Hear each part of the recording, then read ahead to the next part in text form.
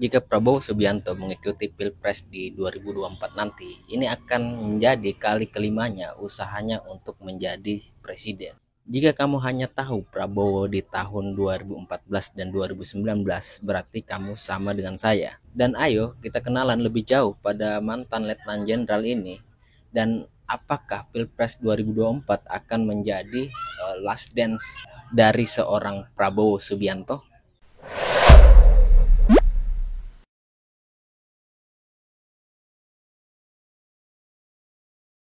Prabowo Subianto lahir 17 Oktober 1951 di Jakarta. Ayahnya, Sumitro Joyo Hadikusumo, adalah menteri di era zaman pemerintahan Soeharto.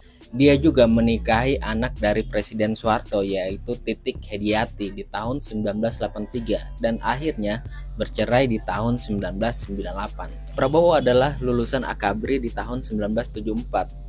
Dan dia diberhentikan di tahun 1998. Dan inilah isu yang selalu digunakan oleh lawan politiknya untuk menyerang Prabowo Subianto, yaitu isu pelanggaran HAM di tahun 1998.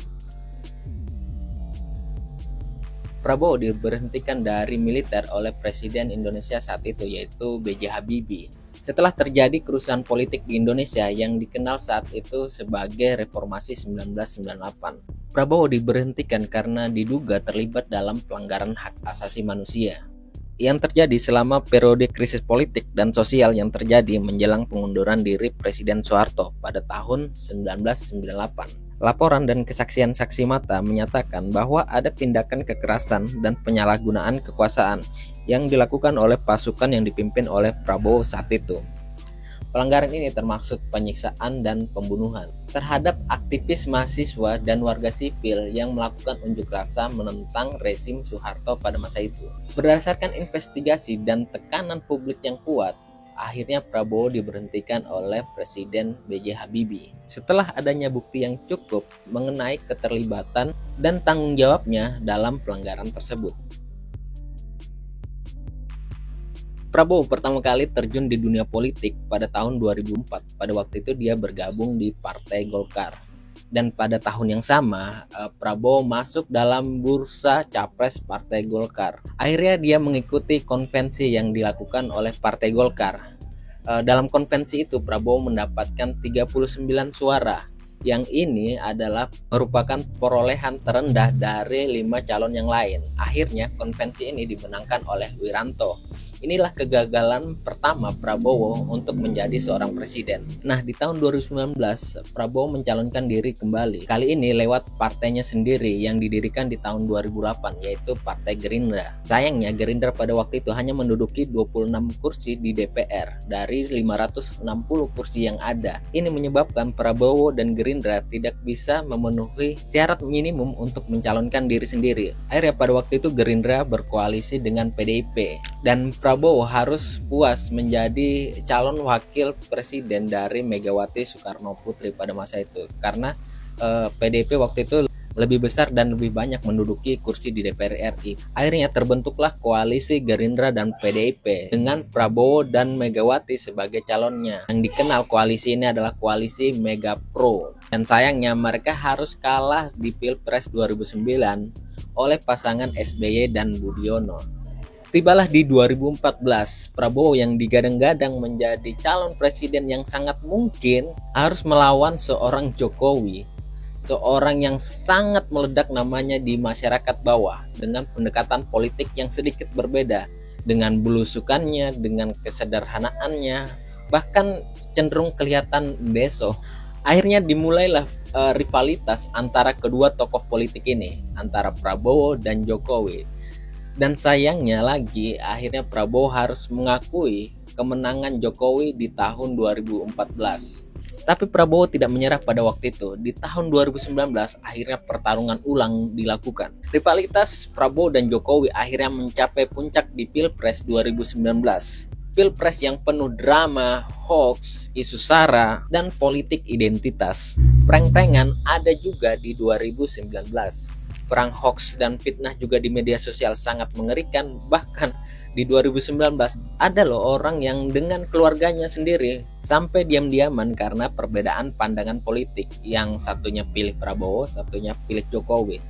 Di grup WhatsApp apalagi sampai terbentuknya narasi cebong versus kampret yang mewarnai pertarungan Prabowo dan Jokowi jilid kedua. Pokoknya Pilpres 2019 adalah Pilpres yang penuh drama antara rivalitas Jokowi dan Prabowo. Dan sedihnya Prabowo harus mengakui kekalahannya yang kedua kali oleh Jokowi. Tapi setelah Pilpres 2019 berakhir, akhirnya rivalitas Prabowo dan Jokowi berakhir. Setelah di Oktober 2019, Prabowo dilantik oleh Jokowi sebagai Menteri Pertahanan. Akhirnya dengan kerendahan hati dua tokoh politik ini, mereka yang tadinya rival sekarang bahu-membahu bekerja sama di gerbong yang sama.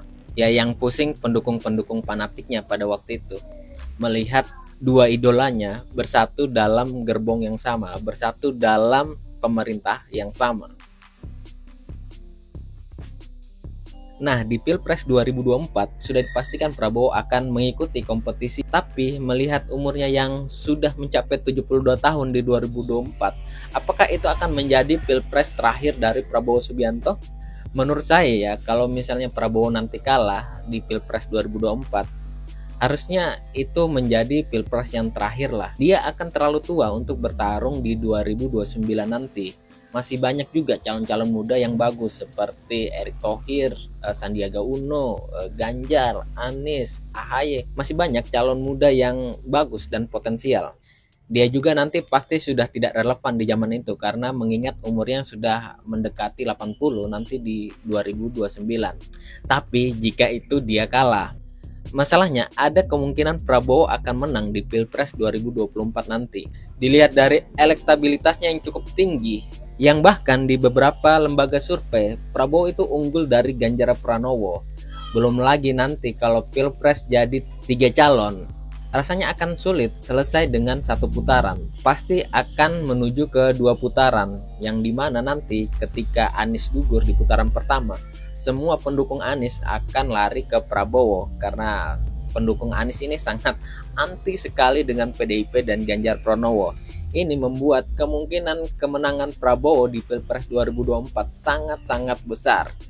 Jadi apakah Pilpres 2024 adalah last dance dari Prabowo Subianto?